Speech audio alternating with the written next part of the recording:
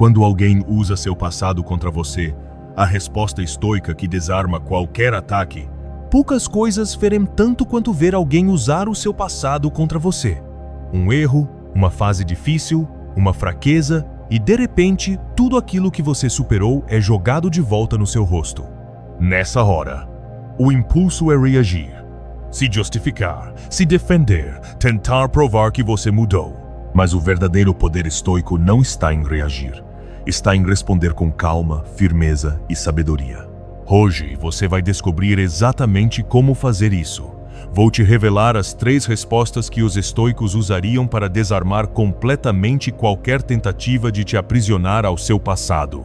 E mais, você vai entender por que essas respostas são tão poderosas que transformam o ataque em irrelevância. Se você já sentiu a dor de ser julgado por quem você foi, em vez de reconhecido por quem você se tornou, este vídeo é para você. Fique até o final, porque a última resposta é a mais desconcertante e a que mais liberta.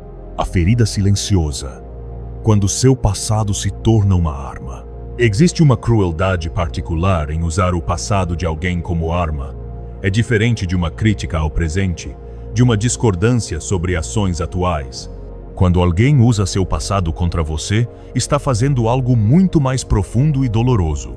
Está te dizendo que você não tem direito de evoluir. Está te dizendo que você está condenado a ser para sempre aquela pessoa que cometeu aquele erro. Aquela pessoa que passou por aquela fase difícil. Aquela pessoa que tinha aquela fraqueza. É como se te dissessem: você não merece uma segunda chance. Você não pode mudar. Você está eternamente preso ao pior momento da sua vida. Sêneca escreveu: nenhum homem é livre, a menos que seja senhor de si mesmo. E isso inclui, fundamentalmente, ser senhor da própria história. Não para negá-la, não para reescrevê-la ao seu bel prazer, mas para entender que o passado é parte de você, não a totalidade de você. O passado, por mais doloroso que tenha sido, não é uma prisão. É um professor. Cada erro que você cometeu, cada ferida que você carregou, cada pessoa que te feriu, tudo isso moldou quem você é agora, mas não te define. Há uma diferença crucial entre isso faz parte da minha história e isso é tudo que eu sou. O problema é que alguns não conseguem lidar com a sua evolução. Há pessoas que precisam te manter pequeno para se sentirem grandes, que precisam te lembrar dos seus erros para esquecerem dos próprios, que precisam te prender ao passado porque elas mesmas estão presas lá. Então, tentam te reduzir ao que você foi. Tentam te fazer sentir vergonha daquilo que você já superou. Tentam te convencer de que a mudança que você conquistou não é real, não é válida, não importa. E aqui está a verdade que os estoicos compreenderam há mais de 2000 anos. Esse ataque não é realmente sobre você, é sobre eles. É sobre a incapacidade deles de aceitar que as pessoas podem mudar. É sobre o medo deles de que, se você pode evoluir, talvez eles também pudessem, e não o fizeram. Por que as pessoas usam seu passado contra você? Antes de aprendermos as 3 respostas estoicas, é fundamental entender o que está por trás desse comportamento. Porque quando você compreende a raiz, a agressão perde muito do seu poder. A necessidade de controle. Muitas vezes, alguém usa seu passado contra você como uma forma de te controlar. É uma tentativa de te manter em um papel específico, de te impedir de crescer além do que eles consideram aceitável. Pense em um relacionamento onde um dos parceiros constantemente relembra os erros passados do outro. Por que faz isso? Frequentemente, é para manter o outro em posição de dívida emocional. Você me deve porque fez aquilo. É uma forma de manipulação. Epicteto ensinava: alguns querem controlar o que não lhes pertence e perdem o controle sobre o que realmente lhes pertence, eles mesmos. Quem tenta te controlar usando seu passado está, na verdade, revelando seu próprio descontrole interior, a inveja disfarçada. Existe também o fenômeno da inveja. Quando você muda, quando você cresce, quando você supera suas dificuldades, isso pode ser um espelho doloroso para quem permaneceu estagnado. Sua evolução é uma evidência de que mudança é possível. E para alguém que escolheu não mudar, que se acomodou com suas próprias limitações, sua transformação é uma acusação silenciosa. Então, Eles tentam te puxar de volta. Não porque você não mereça estar onde está, mas porque sua ascensão evidencia a estagnação deles. Marco Aurélio escreveu: "O melhor tipo de vingança é não se tornar como aqueles que te feriram." Essa sabedoria se aplica perfeitamente aqui. Não se torne como aqueles que usam o passado como arma. Não faça o mesmo com os outros. Não permita que a dor que sente te transforme em alguém que causa a mesma dor. O medo da própria vulnerabilidade. Há também aqueles que usam seu passado contra você como defesa. Eles estão com medo. Medo de que você os julgue. Medo de serem expostos. Medo de suas próprias imperfeições. Então, atacam primeiro. Trazem à tona seus erros antes que você possa ver os deles. É um mecanismo de defesa, embora destrutivo. Sêneca observava: todos somos amarrados aos mesmos meios, apenas em momentos diferentes. A pessoa que te ataca pelo seu passado esquece que ela também tem um, que ela também já errou, já falhou, já foi alguém diferente do que é hoje. A incapacidade de perdoar. E, talvez o mais triste, algumas pessoas simplesmente não conseguem perdoar. Não porque o que você fez foi imperdoável, mas porque elas carregam tanto ressentimento dentro de si, que perdoar qualquer um, incluindo você, significaria confrontar toda aquela dor acumulada. Perdoar você significaria admitir que as pessoas podem mudar. E se as pessoas podem mudar, talvez aqueles que as feriram também pudessem ter mudado. Talvez elas pudessem ter tido a reconciliação que nunca tiveram. É uma dor complexa e profunda. Compreender essas motivações não justifica o ataque, mas te dá perspectiva. E perspectiva é poder. Quando você entende que o ataque não é realmente sobre você, mas sobre o mundo interior perturbado do outro, fica mais fácil não absorver o veneno. O princípio estoico fundamental. Você não é seu passado. Antes de aprendermos as 3 respostas práticas, precisamos ancorar em um princípio estoico fundamental. Você não é seu passado. Você é a consciência que observa e aprende com o passado. Os estoicos faziam uma distinção crucial entre o que acontece e quem somos. Epicteto dizia: não são as coisas que nos perturbam, mas as opiniões que temos sobre as coisas. Da mesma forma, não é o seu passado que te define, mas a interpretação que você faz dele e o que escolhe fazer com ele agora. O conceito de amar fati. Os estoicos tinham um conceito chamado amor fati, amor ao destino. Significa aceitar tudo o que aconteceu na sua vida, não porque foi bom, mas porque fez parte do seu caminho. Não se trata de gostar dos seus erros. Se trata de reconhecer que eles aconteceram, que você não pode mudá-los, e que a única coisa produtiva a fazer é extrair lições deles. Marco Aurélio escreveu: tudo o que te acontece é parte do tecido do destino. Foi tecido para ti desde sempre. Isso não significa fatalismo ou passividade. Significa reconhecer que você não pode mudar o passado, mas pode completamente transformar o que ele significa para você. Quando alguém joga seu passado no seu rosto, eles esperam que você reaja com vergonha, com raiva, com defensividade. Eles esperam que você entre em um ciclo de justificativas, tentando provar que aquilo não te define. Mas o estoico faz algo diferente. O estoico aceita. Sim, isso aconteceu, e eu aprendi com isso, e me tornei quem sou hoje em parte por causa disso. Essa aceitação não é resignação, é poder. É você dizendo: eu não fujo do meu passado, eu o integrei. Ele é parte da minha jornada, mas não é meu destino. A diferença entre arrependimento e vergonha. Há uma diferença importante que os estoicos compreendiam bem. Arrependimento é saudável, vergonha é destrutiva. Arrependimento diz: eu fiz algo errado e aprendi com isso. Não farei novamente. É orientado para o futuro. É construtivo. Promove crescimento. Vergonha diz: eu sou errado por ter feito aquilo. Sou fundamentalmente falho. É orientada para o passado. É destrutiva. Paralisa o crescimento. Quando alguém usa seu passado contra você, eles estão tentando te empurrar da zona do arrependimento saudável para a zona da vergonha paralisante. Estão tentando te convencer de que você não apenas fez algo ruim, mas que você é ruim. O estoico recusa essa narrativa. Você pode ter feito coisas ruins. Todos fizemos. Mas isso não te torna uma pessoa má. Te torna uma pessoa humana que está aprendendo. Sêneca escreveu: Errar é humanum est. Errar é humano. E se errar é humano, então ser julgado pelos seus erros por outros humanos que também erram é o ápice da hipocrisia. O poder de se perdoar. Aqui está uma verdade libertadora. Ninguém pode usar seu passado contra você se você já fez as pazes com ele. A vergonha só funciona quando você ainda se envergonha. O primeiro passo para desarmar qualquer ataque baseado no seu passado é se perdoar completamente. Não de forma superficial, não dizendo levianamente, deixa pra lá, mas profundamente, genuinamente, reconhecendo seus erros, compreendendo por que os cometeu, fazendo as reparações possíveis e então liberando a culpa.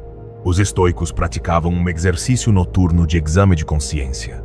Marco Aurélio revisava seu dia todas as noites, identificava onde tinha agido bem e onde tinha falhado, e então conscientemente soltava a culpa, comprometendo-se a fazer melhor no dia seguinte. Esse exercício regular de reconhecer, aprender e liberar é o que cria uma consciência limpa. E uma consciência limpa é invulnerável ao ataque de acusações antigas. Se você ainda carrega vergonha do seu passado, faça isso agora, não como um exercício intelectual, mas como um ritual de libertação. Escreva sobre o que você fez, reconheça o impacto, identifique o que aprendeu e então, conscientemente, perdoe a si mesmo. Diga em voz alta se necessário: eu reconheço o que fiz. Eu não sou mais aquela pessoa. Eu aprendi, eu mudei e eu me perdoo. Quando você faz isso genuinamente, algo muda. O passado para de ser uma ferida aberta e se torna uma cicatriz. Ainda está lá, é parte de você, mas não dói mais. E o mais importante, ninguém mais pode usá-la para te machucar. Resposta 1. A aceitação que desarma. Agora vamos à primeira das 3 respostas estoicas. É a mais poderosa na sua simplicidade e frequentemente a mais difícil de executar porque vai contra todos os nossos instintos de defesa. Quando alguém traz à tona seu passado para te atacar, a primeira resposta estoica é: sim, isso aconteceu. Apenas isso. Simples, direto, sem desculpas, sem justificativas, sem tentativas de minimizar ou explicar. Apenas reconhecimento factual, porque isso é tão poderoso. Porque desarma completamente o ataque. Pense no que acontece quando alguém te acusa de algo do seu passado esperando que você negue, que você se defenda, que você entre em uma espiral de justificativas. Eles estão preparados para esse combate. Eles têm argumentos prontos para cada defesa que você apresentar. Mas quando você simplesmente diz, sim, isso aconteceu, você retira todo o combustível da discussão. Não há o que discutir. Não há o que provar. Você admitiu. E agora? O que eles vão fazer com essa admissão? O poder do desarmamento. Epicteto ensinava que a maioria das nossas perturbações vem da resistência. Quando resistimos a algo, criamos tensão, criamos conflito, criamos sofrimento. Quando aceitamos, a tensão se dissolve. Isso não significa concordar que o que você fez foi correto. Significa apenas reconhecer que aconteceu. Fatos são fatos. Você pode passar a vida inteira tentando negá-los ou pode, com coragem, simplesmente aceitá-los. Sim, eu fiz aquilo. Sim, eu estava errado naquela época. Sim, aquele foi um momento difícil da minha vida. Cada uma dessas afirmações é um ato de coragem, não de fraqueza. É você dizendo, eu não tenho medo da verdade. Eu posso olhar para o meu passado sem precisar editá-lo. A diferença entre admitir e se envergonhar. É crucial entender. Admitir não é se envergonhar. Admitir é reconhecer um fato. Envergonhar-se é assumir uma identidade. Quando você diz sim, isso aconteceu, você está admitindo um fato histórico. Quando você permite que isso te envergonhe, você está assumindo uma identidade de pessoa envergonhada. O estoico admite, mas não se envergonha. Porque o estoico sabe que ele não é definido por nenhum momento singular do seu passado, mas pela totalidade do seu caráter, constantemente em evolução. Marco Aurélio escreveu: muito em breve, você será cinzas ou um esqueleto, e um mero nome, ou nem mesmo um nome. Essa meditação sobre a morte pode parecer mórbida, mas tem um efeito libertador. Se tudo é tão impermanente, se até mesmo sua memória eventualmente desaparecerá, por que dar tanto poder a eventos que já passaram? O silêncio eloquente. Às vezes, sim, isso aconteceu, não precisa nem ser dito em voz alta. Pode ser um silêncio que comunica aceitação. Quando alguém traz seu passado e você simplesmente ouve sem reagir, sem se defender, sem entrar no jogo, esse silêncio fala volumes. Ele diz: eu já fiz as pazes com isso. Não há nada que você possa dizer que eu já não tenha processado internamente. Há um poder imenso no silêncio estoico. Não é o silêncio do ofendido, do magoado, do sem resposta. É o silêncio do sereno, do centrado, daquele que não precisa se justificar. Sêneca escreveu: o silêncio é uma lição aprendida das muitas tribulações da vida. Quando você aprendeu verdadeiramente com seu passado, quando genuinamente evoluiu, você não precisa convencer ninguém disso. Você simplesmente sabe. E esse saber se manifesta em uma calma inabalável. Quando a aceitação confunde o atacante. Existe algo psicologicamente desconcertante para o atacante quando sua vítima recusa o papel de vítima. Quando você aceita sem se defender, você basicamente está dizendo: sim, e daí? E isso cria uma confusão mental no outro. Como assim e daí? Eu te ataquei com seu pior momento e você simplesmente aceitou? A maioria das pessoas que usam o passado como arma esperam uma de duas reações: negação ou colapso. Esperam que você negue. Eu nunca fiz isso! Ou não foi bem assim. Ou que você colapse. Você está certo, eu sou horrível. Quando você faz nenhum nem outro, quando você simplesmente reconhece com serenidade, você basicamente diz: esse ataque não tem poder sobre mim porque eu já conquistei esse território internamente. A prática da aceitação. Como desenvolver essa capacidade de aceitar sem se envergonhar? Prática. Como tudo no estoicismo, não é um conceito filosófico abstrato, é um treino. Comece pequeno. Quando alguém te lembrar de algo menor do seu passado, aquela vez que você disse algo errado, aquele projeto que falhou, aquela situação constrangedora, pratique simplesmente aceitar. É verdade, eu disse aquilo. Sim, aquele projeto não deu certo. Eu realmente passei por aquele momento constrangedor.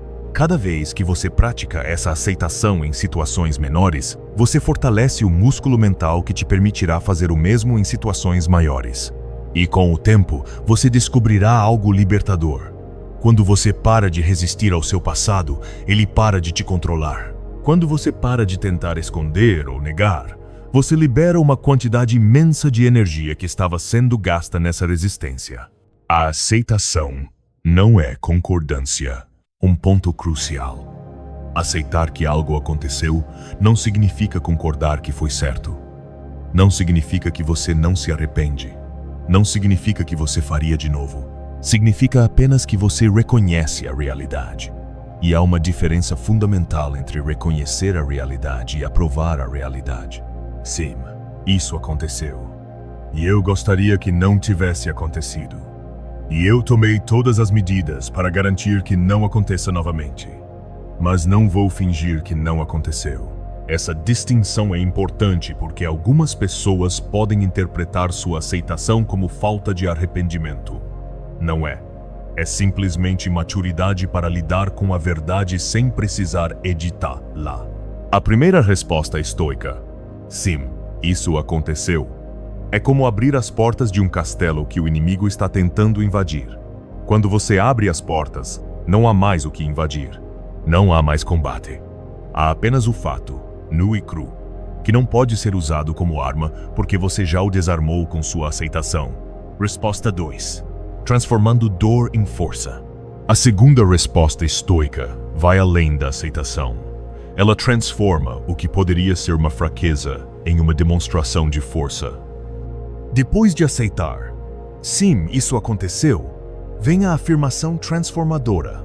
E eu aprendi com isso. Essa frase simples muda completamente a dinâmica da conversa. Ela pega aquilo que o outro tentou usar como arma contra você e o transforma em evidência da sua evolução. O princípio da transformação. Epicteto dizia: não é o que acontece com você, mas como você reage ao que acontece, que importa. Essa é a essência do estoicismo. Você não controla os eventos, mas controla completamente sua resposta a eles. Quando você diz, e eu aprendi com isso, você está demonstrando esse princípio em ação.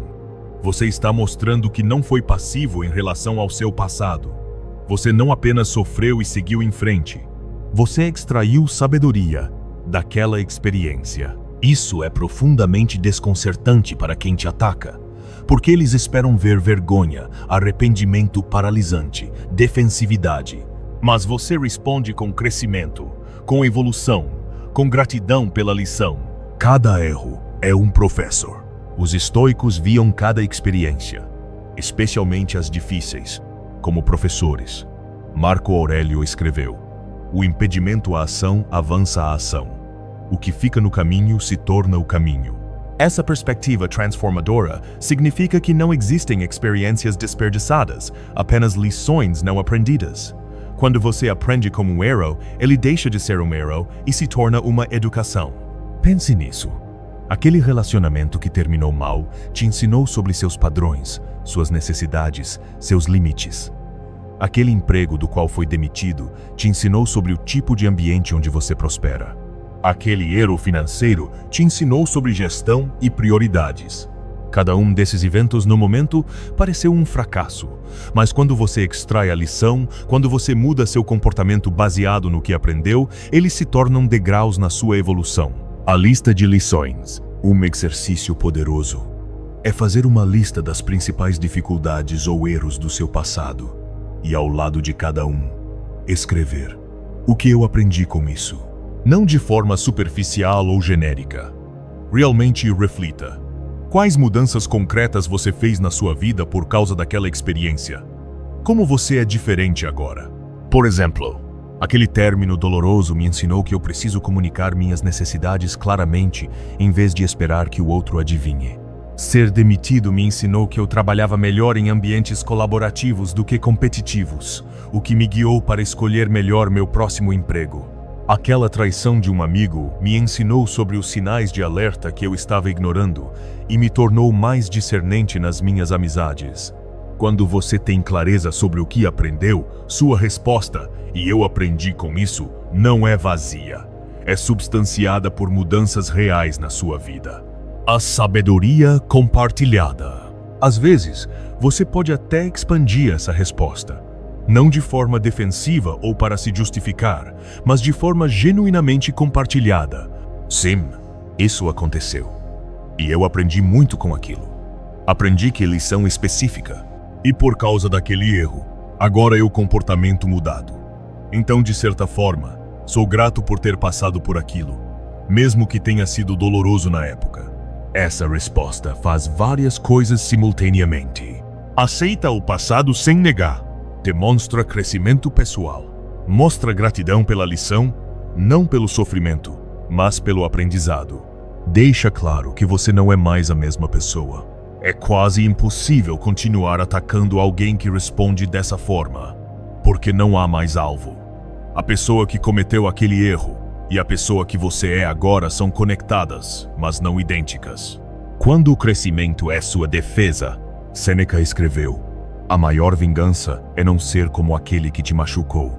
Isso pode ser adaptado.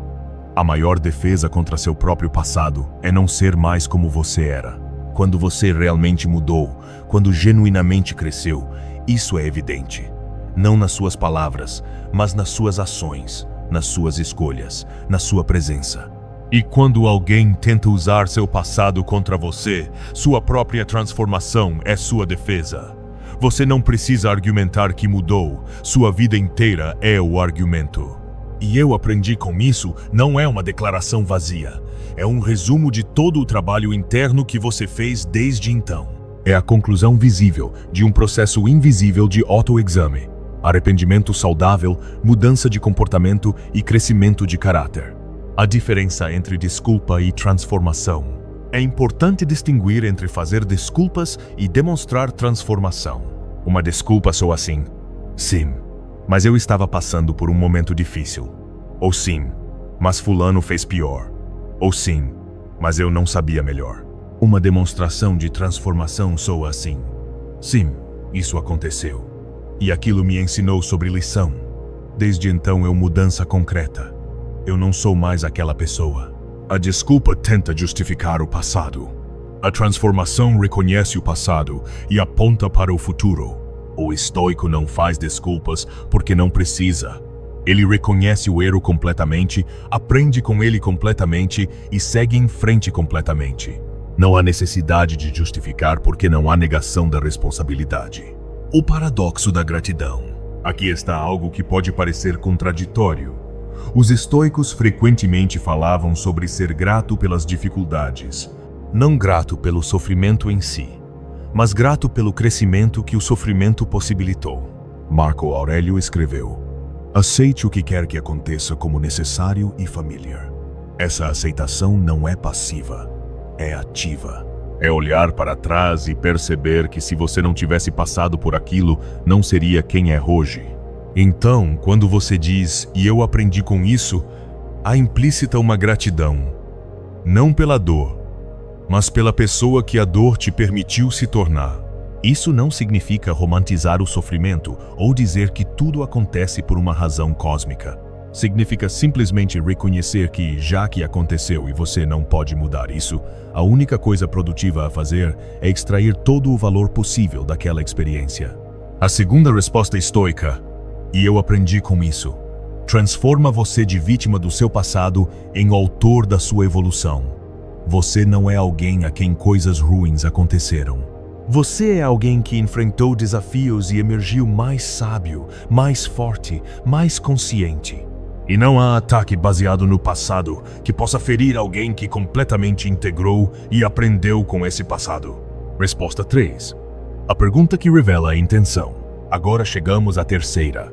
E em muitos aspectos, mais poderosa resposta estoica. Se as duas primeiras respostas são defensivas, no melhor sentido, defendendo sua paz interior, essa terceira é um espelho que você gentilmente, mas firmemente, coloca diante da outra pessoa. Depois de aceitar, sim, isso aconteceu, e demonstrar crescimento, e eu aprendi com isso, vem a pergunta desconcertante: por que você está trazendo isso agora? Essa não é uma pergunta retórica, não é uma acusação. É uma pergunta genuína que corta através de toda a fachada e vai direto ao coração da questão. Qual é a verdadeira intenção por trás de trazer à tona o passado? A espada invisível. Marco Aurélio escreveu: sempre que você se ofende com alguém, pergunte-se por que eles estão dizendo ou fazendo isso. Essa prática estoica de investigar a motivação por trás das ações alheias é fundamental. Quando você pergunta, por que você está trazendo isso agora? Você não está atacando. Você está simplesmente pedindo clareza. E essa clareza é frequentemente a última coisa que alguém com intenções manipulativas quer fornecer. A pergunta funciona como um espelho. Ela reflete de volta para a pessoa a própria questão que ela precisa responder. Sim. Por que estou trazendo isso? O que eu espero ganhar? Qual é minha verdadeira motivação? As possíveis motivações reveladas. Essa pergunta pode revelar várias motivações, e cada uma delas é esclarecedora. Controle. Estou trazendo isso para te manter na defensiva, para que você se sinta em dívida emocional comigo. Desvio. Estou trazendo isso para desviar a atenção dos meus próprios erros ou limitações atuais. Mágoa não resolvida. Estou trazendo isso porque ainda estou magoado e não soube processar essa dor de forma saudável. Teste. Estou trazendo isso para ver se você realmente mudou ou se ainda fica na defensiva como antes. Autoproteção. Estou trazendo isso porque tenho medo de que você me faça o mesmo que fez antes. Nem todas essas motivações são maliciosas. Algumas são até compreensíveis, mas todas elas, quando trazidas à luz através da sua pergunta, precisam ser reconhecidas e endereçadas diretamente, em vez de disfarçadas como apenas mencionando o passado. A não defensividade da pergunta. É crucial que essa pergunta seja feita do lugar certo. Não com raiva, não com sarcasmo, não com acusação, mas com genuína curiosidade e calma. O tom faz toda a diferença. Dito com raiva, soa como: por que você está trazendo isso agora? Subentendido: você é uma pessoa horrível por fazer isso. Dito com calma estoica, soa como: estou curioso. Por que você está trazendo isso agora? Subentendido: vamos realmente entender o que está acontecendo aqui. Epicteto ensinava que devemos sempre examinar nossas próprias reações primeiro. Então, antes de fazer essa pergunta, certifique-se de que você já processou internamente as duas primeiras respostas. Você já aceitou o que aconteceu. Você já reconheceu o que aprendeu. Agora, de um lugar de paz, você está genuinamente curioso sobre o que está motivando o outro. A interrupção do padrão. Frequentemente, quando alguém usa seu passado contra você, há um padrão esperado de interação. Eles atacam com o passado. Você se defende ou fica magoado? A discussão se desloca para debates sobre quem tem razão. Ninguém chega a lugar. Reintentar. Continuar. Algum. Mas o atacante conseguiu te tirar do seu centro. Quando você faz a pergunta: por que você está trazendo isso agora? Você interrompe completamente esse padrão. Você recusa o papel que foi designado a você nesse script. Sêneca escreveu: um homem não é ferido tanto pelo que acontece, mas pela sua opinião sobre o que acontece. Ao fazer essa pergunta, você está demonstrando que não aceita a narrativa implícita de que você deveria se sentir envergonhado ou na defensiva. O desconforto produtivo. Essa pergunta cria um desconforto. E deve criar, porque força a pessoa a olhar para dentro e examinar suas próprias motivações, por força buiá-la, algo que muitas pessoas evitam fazer. A maioria prefere operar no automático, reagindo aos seus impulsos sem questioná-los. Estou com raiva, então vou atacar. Estou inseguro, então vou diminuir o outro. Estou magoado, então vou ferir também. Sua pergunta interrompe esse automático. Ela insere uma pausa, um momento de consciência forçada. E aqui está o interessante. Se a pessoa responder honestamente a essa pergunta, vocês podem ter uma conversa real. Uma conversa sobre mágoas não resolvidas, sobre medos, sobre necessidades não atendidas. Mas se a pessoa não puder ou não quiser responder honestamente, isso também te diz algo importante sobre a possibilidade de ter uma relação saudável com ela. As respostas possíveis. Quando você faz essa pergunta, algumas respostas possíveis incluem: resposta defensiva. Eu só estava comentando. Ou não precisa ficar na defensiva. Isso geralmente indica que a pessoa não está preparada para examinar suas próprias motivações. Ela quer ter o direito de atacar sem ser questionada. Sua calma ao fazer a pergunta já é sua resposta. Você não precisa se justificar mais. Resposta honesta. Porque ainda me magoa. Ou porque tenho medo que aconteça de novo. Essa é, na verdade, uma abertura para a conexão real. Agora vocês podem ter uma conversa genuína sobre como curar essa mágoa ou como reconstruir confiança. Resposta evasiva. Não tem nada a ver. Eu sou. Seguido de mudança de assunto. Isso indica que a motivação não era construtiva e a pessoa sabe disso. Novamente, você não precisa pressionar. Você fez sua pergunta, ela se revelou através da não resposta. Resposta agressiva. Porque você merece ser lembrado. Ou porque você não mudou nada. Isso revela raiva profunda. E embora doloroso, é útil saber que você está lidando com alguém que ainda está consumido por ressentimento. Você pode então decidir conscientemente como ou se quer continuar interagindo com essa pessoa. O poder do silêncio após a pergunta. Depois de fazer a pergunta, vem algo igualmente importante: o silêncio. Você faz a pergunta e então espera, calmamente, sem pressionar, sem preencher o espaço com mais palavras, sem desviar. Marco Aurélio praticava o que ele chamava de observação desapaixonada. Você observa, sem julgamento, o que acontece a seguir. Como a pessoa reage quando forçada a examinar suas próprias motivações. Esse silêncio cria um espaço. E nesse espaço, a verdade frequentemente emerge. Não a verdade que eles dizem necessariamente, mas a verdade revelada através de como respondem, quanto tempo demoram para responder, o desconforto visível, a raiva que surge, quando a pergunta é um ato de amor próprio. Fazer essa pergunta é fundamentalmente um ato de amor próprio. É você dizendo: eu mereço saber por que estou sendo atacado. Eu mereço clareza. Eu não vou aceitar passivamente que meu passado seja usado como arma sem ao menos entender o propósito. Não é arrogância, é dignidade. É o reconhecimento de que você tem o direito de proteger sua paz interior, e parte dessa proteção é entender o que está sendo projetado em você. Sêneca escreveu: se você quer ser amado, ame. Mas ele também poderia ter escrito: se você quer ser respeitado, respeite-se.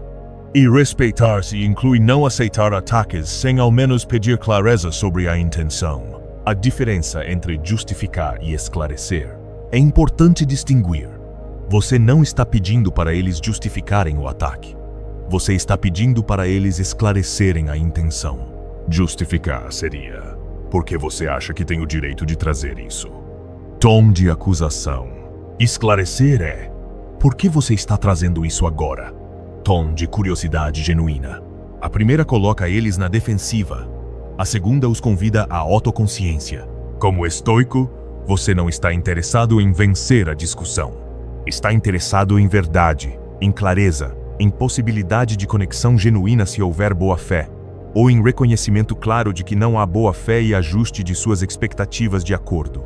O momento de escolha.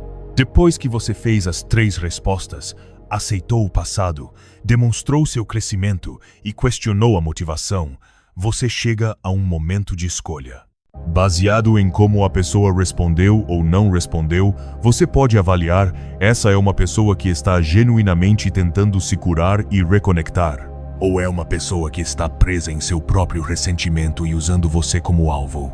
Se for o primeiro, há espaço para diálogo, para reconstrução de confiança, para cura mútua. Se for o segundo, você tem uma informação valiosa. Essa pessoa não está pronta ou disposta a ter uma relação saudável com você agora. E isso não é culpa sua. Não é porque você não mudou o suficiente. É porque a capacidade dela de reconhecer essa mudança está comprometida pelo próprio estado emocional dela. E então você pode fazer a escolha estoica mais difícil. Aceitar que algumas pessoas ficarão presas na sua visão antiga de você. Não importa quanto você tenha evoluído. E isso é sobre elas, não sobre você. A frase libertadora é aqui que entra perfeitamente a afirmação. Eles estão no meu passado por um motivo. Eu não quero que façam parte da minha vida. Essa não é uma frase de raiva. É uma frase de clareza.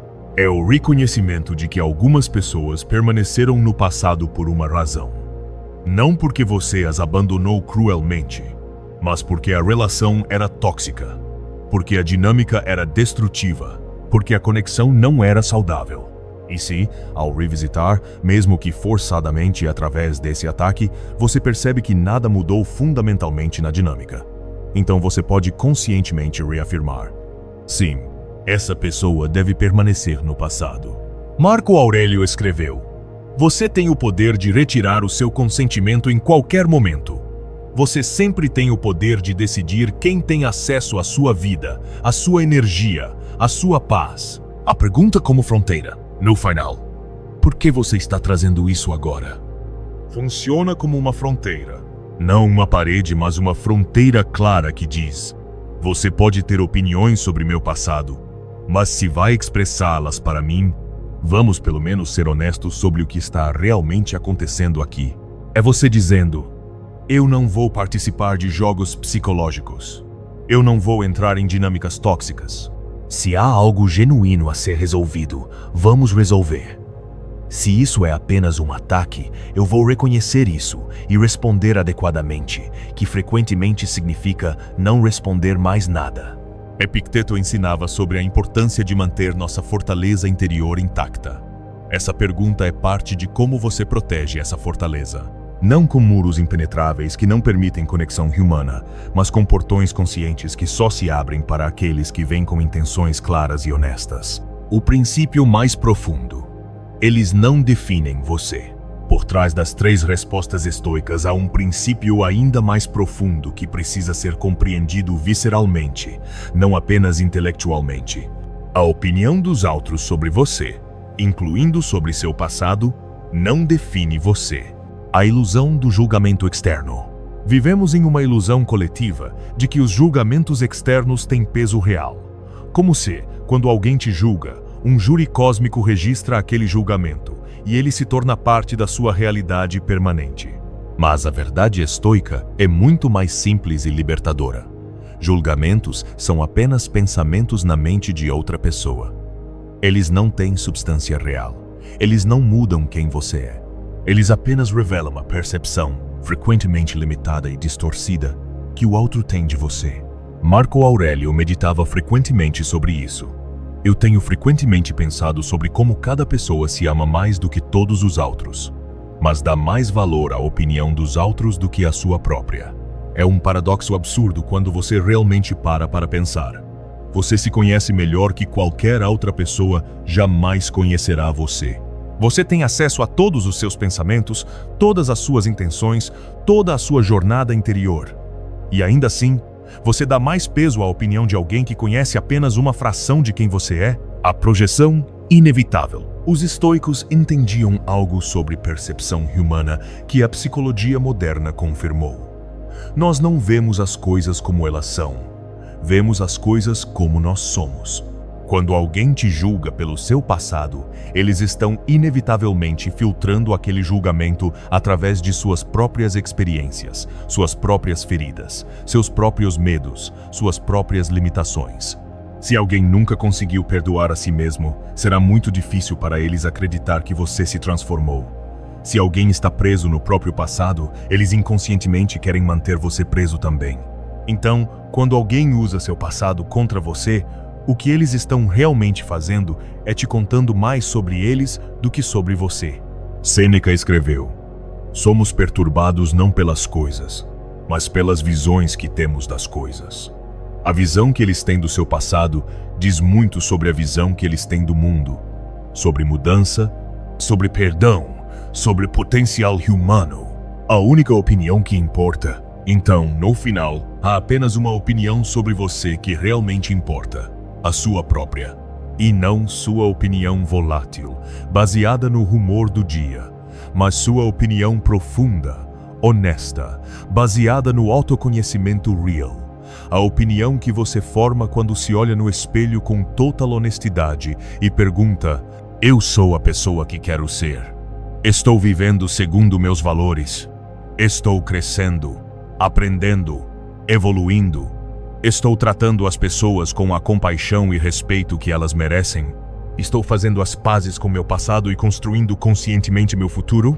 Se você pode responder sim a essas perguntas, então não importa o que qualquer outra pessoa pense sobre seu passado. Realmente não importa. Epicteto dizia aos seus alunos: se você quer melhorar, esteja disposto a parecer tolo e estúpido para os outros. Estenda isso. Se você quer evoluir, esteja disposto a que alguns continuem te vendo como você era, não como você é. Isso é liberdade. Não liberdade de se importar completamente com os outros. Somos seres sociais. Importar-se é natural e saudável. Mas liberdade de que a percepção equivocada dos outros te aprisione. O julgamento final é seu. No estoicismo há um conceito poderoso. Você é o júri da sua própria vida. No final do dia, literalmente, Marco Aurélio se sentava e julgava a si mesmo. Onde eu agi bem? Onde falhei? Como posso melhorar? Esse julgamento interno, honesto, construtivo, é infinitamente mais valioso que 1000 julgamentos externos, porque esse julgamento leva ao crescimento real. Os julgamentos externos frequentemente apenas levam à defensividade ou à vergonha, nenhum dos quais é produtivo. Então, quando alguém tenta te julgar pelo seu passado, você pode internamente sorrir e pensar: obrigado pela sua opinião. Mas eu já julguei esse caso internamente, aprendi com ele e arquivei. Seu julgamento é irrelevante para mim agora. Não com arrogância, mas com a quietude de quem sabe que já fez o trabalho interno necessário. O convite à paz. No fundo, quando alguém usa seu passado contra você, eles estão inadvertidamente te fazendo um convite. Um convite para sair da sua paz, para entrar no drama deles, para jogar um jogo que você não pode vencer. A resposta estoica é educadamente declinar o convite. Obrigado, mas não. Eu escolho paz. E essa escolha não é feita apenas uma vez. É feita repetidamente, em cada interação, em cada ataque sutil ou explícito. É uma prática contínua de retornar ao seu centro, de lembrar quem você é agora, de reafirmar que seu passado não te define. Sêneca escreveu lindamente: a vida é longa se você souber usá-la. Não use sua vida preciosa sendo refém do seu passado ou da percepção equivocada que outros têm dele. Use-a para crescer, para servir, para amar, para criar. Quando perdoar e quando se afastar. Uma das questões mais difíceis que surge quando alguém usa seu passado contra você é: eu perdoo e continuo tentando ter uma relação com essa pessoa, ou eu me afasto? Essa não é uma pergunta simples, e o estoicismo oferece orientação sem prescrever uma resposta única. O perdão estoico. Primeiro, vamos esclarecer o que perdão significa no contexto estoico. Perdão não significa fingir que não aconteceu, dizer que foi aceitável, expor-se novamente ao mesmo tratamento, forçar uma reconciliação. Perdão estoico significa liberar o ressentimento que te aprisiona, compreender que eles agiram segundo sua própria natureza e limitações, desejar-lhes bem, mas à distância se necessário, não permitir que a raiva deles ou sua própria raiva envenenem sua paz. Marco Aurélio praticava um exercício matinal onde se preparava para encontrar pessoas indiscretas, ingratas, violentas. Mas ele acrescentava: eu não posso ser ferido por eles. Por quê? Porque ele já tinha perdoado antecipadamente, compreendendo que pessoas agem segundo sua compreensão limitada do bem. Os sinais de boa-fé, como você sabe se deve, e continuar tentando ou se deve se afastar. Observe os sinais de boa-fé. Sinais de boa-fé. Vale tentar. A pessoa, quando questionada sobre sua intenção, consegue ser honesta. Há disposição para ouvir sua perspectiva. Existe reconhecimento, mesmo que parcial, da sua mudança. A pessoa também está trabalhando em seu próprio crescimento. Os ataques são esporádicos, não um padrão constante. Há história de amor e cuidado genuínos na relação. Sinais de má-fé. Considere afastamento.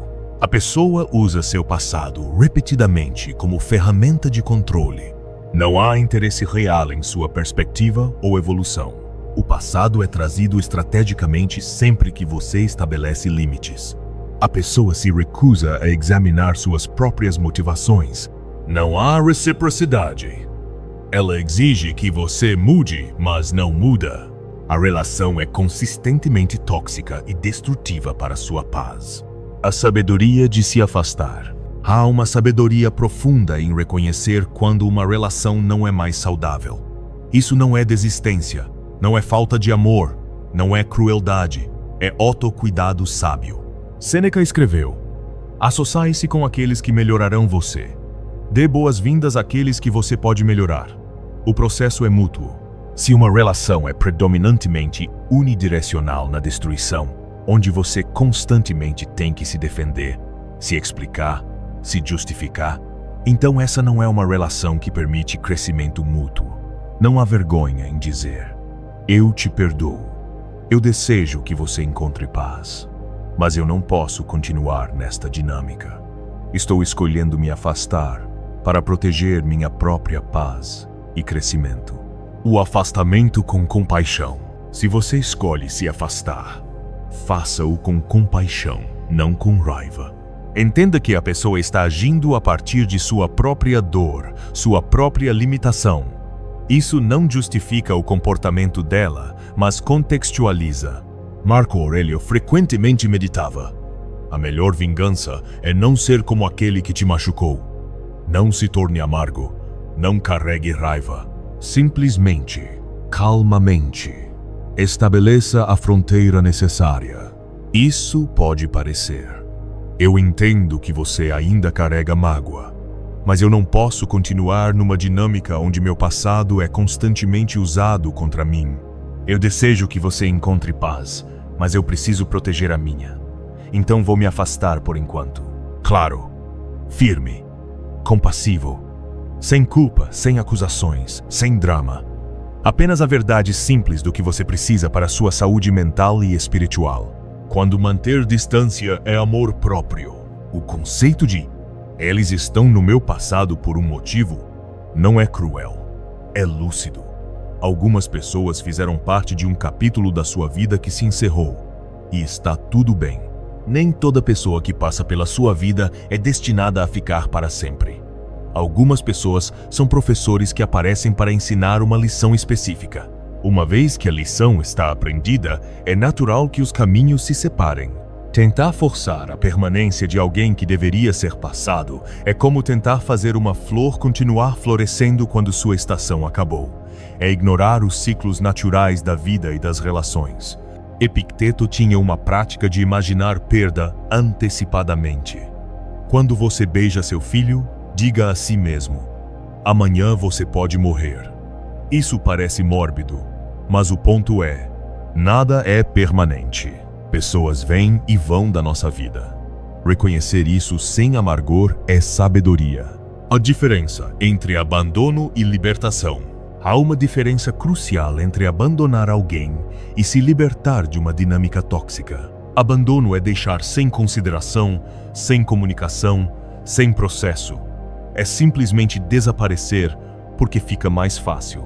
Libertação é um processo consciente onde você tenta comunicar suas necessidades. Estabelece fronteiras claras. Dá chances para a mudança da dinâmica. E então, se nada muda, conscientemente escolhe se afastar para autopreservação. A libertação respeita ambas as partes. Respeita a você por reconhecer que você merece paz. E respeita o outro por não continuar numa dinâmica onde nenhum de vocês está realmente prosperando. O perdão não exige presença. Uma das libertações mais profundas é entender. Você pode perdoar alguém completamente e ainda assim escolher não ter essa pessoa na sua vida. Perdão acontece dentro de você. É você soltando a raiva, o ressentimento, o desejo de vingança. É você fazendo as pazes com o que aconteceu. É você liberando o poder que aquela mágoa tinha sobre você.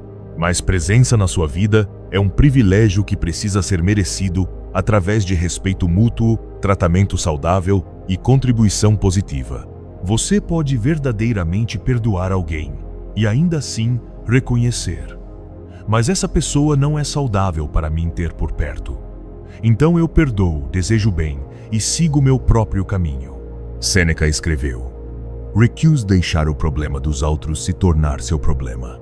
Quando alguém está preso no passado, esse é problema deles. Você pode ter compaixão, pode perdoar, mas não precisa fazer do problema deles o seu problema ao permanecer em uma relação tóxica. Finalmente, reconheça que você tem o poder de narrar sua própria história. Você não nega o que aconteceu, mas você escolhe o significado. A mesma história pode ser contada como: eu sou alguém que cometeu erros terríveis e nunca vou superar isso. Ou, eu sou alguém que passou por desafios significativos e emergiu mais forte e sábio.